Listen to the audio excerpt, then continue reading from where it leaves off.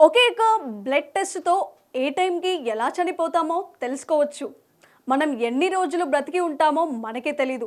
అలాంటిది కేవలం ఒకే ఒక బ్లడ్ టెస్ట్‌తో ఏ టైంకి ఎలా చనిపోతామో కూడా తెలుసుకోవచ్చట. బాడీలో ఏ ఆర్గన్ ఎన్ని రోజులు బ్రతుకుతుందో తెలుస్తుందట. స్టాన్ఫోర్డ్ యూనివర్సిటీ, హెల్సింకి యూనివర్సిటీ నిపుణులతో సహా యూనివర్సిటీ కాలేజ్ ఆఫ్ లండన్ పరిశోధన బృందం ఈ విషయాన్ని చెబుతుంది.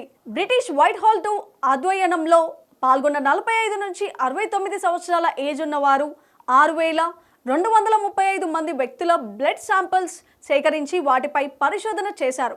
Heart, liver, immune system, pancreas, kidneys, lungs, intestines and brain మొత్తం 9 అవయవాలకి సంబంధించిన బయోలాజికల్ ఏజ్ను నిర్ణయించడానికి పరిశోధకులు జరిపారు. యూసీఎల్ చేపట్టిన ఈ పరిశోధన ఫలితాలు లాన్సెట్ డిజిటల్ హెల్త్ జర్నల్లో రాశారు. ఈ పరిశోధన గురించి UCL faculty of brain sciences professor Mika Kivimaki మాట్లాడుతూ, మన అవయవాలు ఒక సమగ్ర వ్యవస్థగా పనిచేస్తాయి, కానీ అవి వేర్వేరు రేట్ల వద్ద వృద్ధాప్యం చెందుతాయని అన్నారు.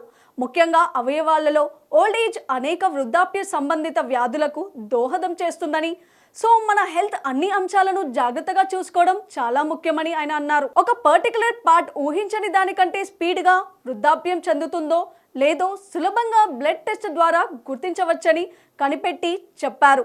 ఫ్యూచర్లో ఇలాంటి బ్లడ్ టెస్ట్లు అనేక వ్యాధులను నివారించడంలో కీ రోల్ పోషిస్తాయని ఆయన చెప్పుకొచ్చారు. ఈ పరిశోధనలో ఒక బ్లడ్ టెస్ట్లో మనిషి బాడీ పార్ట్స్ ఎలా పనిచేస్తున్నాయి, ఎంత వేగంగా వాటి వయసు పెరుగుతోంది అనే విషయాలను అంచనా వేయొచ్చని చెప్తున్నారు.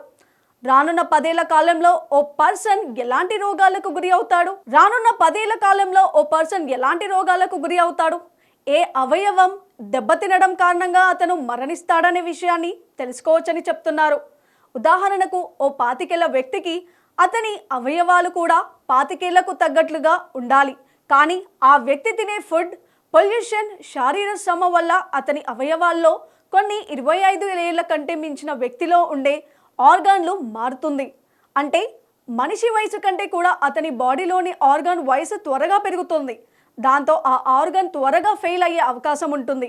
గుండె వయసు అనే వ్యక్తి వయసు కంటే ఎక్కువ ఉంటే అతనికి గుండె సంబంధిత రోగాలు, హార్ట్ అటాక్ లాంటివి వచ్చే ప్రమాదం ఉందని ఈ పరిశోధనలలో తేలింది. ప్రస్తుతం ఈ బ్లడ్ టెస్ట్ పై మరింత డీప్గా పరిశోధనలు కొనసాగిస్తున్నారు. త్వరలో దీనిపై క్లారిటీ ఇచ్చే అవకాశం ఉంది. మరి మీరేమనుకుంటున్నారు? మనిషి ఎంతకాలం బ్రతికి ఉండాలో తెలుసుకునే ఇలాంటి పరిశోధనలు ఇంకా జరగాలి అనుకుంటున్నారా, లేక అవసరం లేదనుకుంటున్నారా? కామెంట్ రూపంలో తెలియజేయండి.